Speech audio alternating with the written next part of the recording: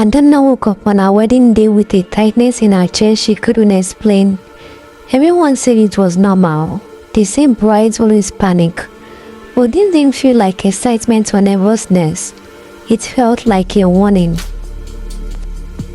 She sat on the edge of the bed in her hotel room, wrapped in a white robe, staring at her reflection in the mirror. Her makeup artist was already setting up. The room was buzzing with excitement. Phones were ringing, laughter filled the air. Yet all Adana could think of was her own heartbeat. Something's wrong, her gut whispered. A knock came by the door.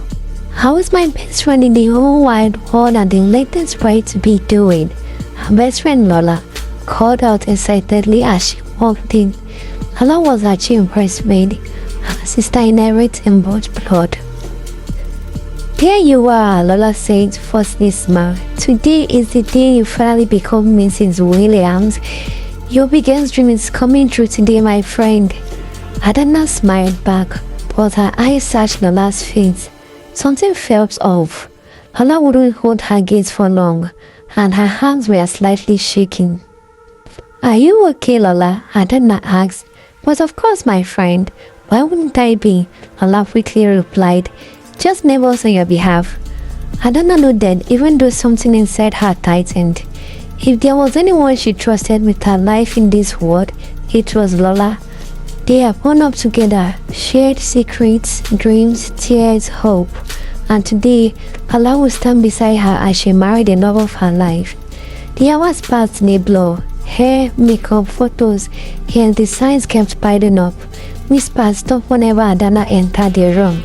Lola kept stepping out to take calls she never explained, and when Adana finally saw her going before the ceremony, he barely met her eyes.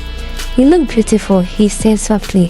Thank you, she replied. Are you okay? You seem a little bit off. Yeah, just overwhelmed. She wanted to believe him but couldn't.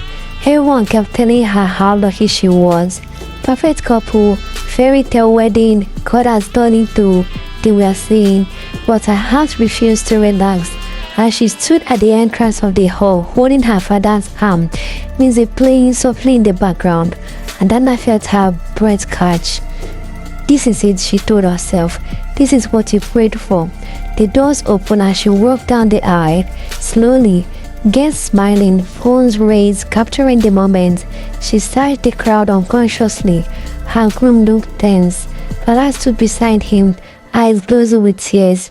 Why is she crying like that? Adana wondered. The vows began.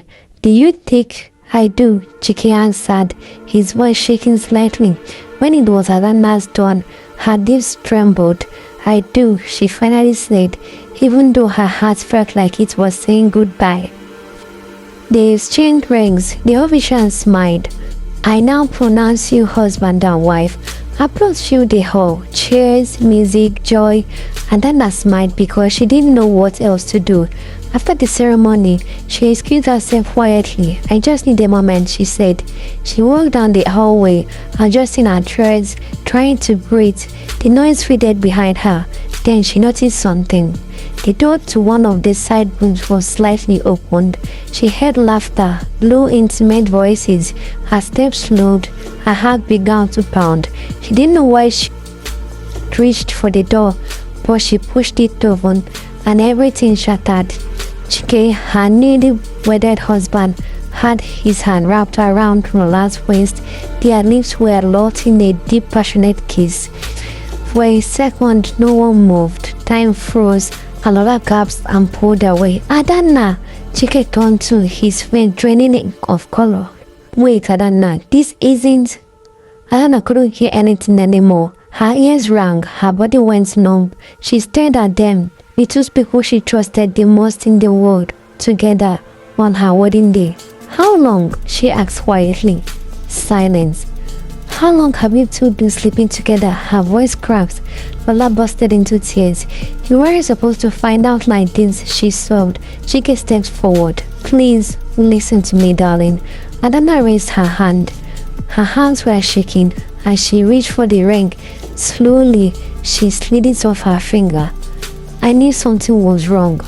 I felt it in my guts come morning, she said softly. I just didn't know it was the both of you.